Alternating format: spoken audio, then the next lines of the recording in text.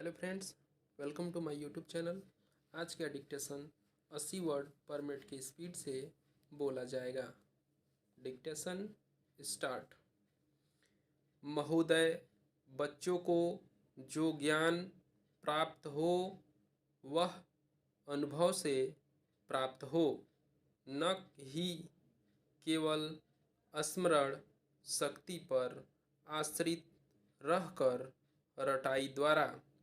उन्होंने सोचा था और उच्चतम शिक्षा शास्त्रियों का भी यही विचार है कि इस प्रकार से प्राप्त ज्ञान बच्चों में जागरूकता, कार्यकुशलता, स्वतंत्र भावना पैदा करता है, जो इस जीवन के संग्राम में बहुत सहायक हो सकता है।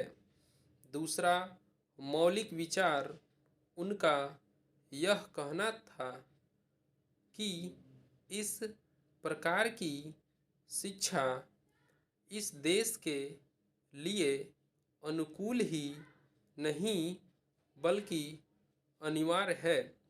बच्चों से जो कुछ भी काम कराया जाए वह उत्पादक काम हो और उससे जो भी पैदा हो उससे शिक्षा का व्यय यदि पूरा पूरा नहीं तो अधिकांश निकल सके, क्योंकि यदि शिक्षा का व्यय दूसरे प्रकार से निकालने या का प्रयत्न किया जाएगा तो वह बोझ इतना बड़ा होगा कि शिक्षा सार्वजनिक नहीं बन सकेगी।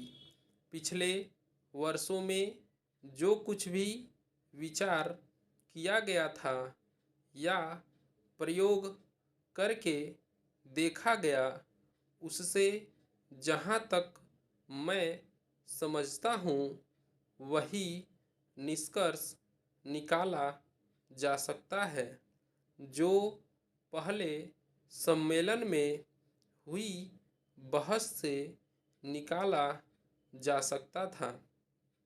हमारे शिक्षा शास्त्रियों ने इस पद्धति की अनुकूलता और श्रेष्ठता तो मान ली थी, पर उनकी दृष्टि में इसके द्वारा शिक्षा का व्यय निकालना असंभव ही नहीं, अनुचित भी था। प्रयोग से देखा गया है कि इस पद्धति की उपयोगिता और इससे पूरा नहीं तो अधिकांश व्यय निकाला जा सकता है। यह मैं प्राथमिक और माध्यमिक शिक्षा के संबंध में कह रहा हूँ।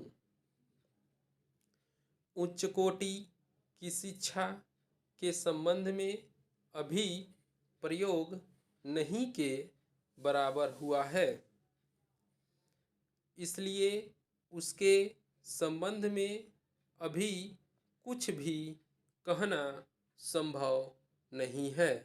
इतना होते हुए भी हम देखते हैं कि इस पद्धति को उतना प्रोत्साहन नहीं मिला और इसका उतना प्रचार ही हुआ जितना होना चाहिए था और जितना स्वराज्य प्राप्ति के बाद हम कर सकते थे। इसका कारण जहाँ तक मैं समझता हूँ यही है कि इसकी उपयोगिता इसी प्रकार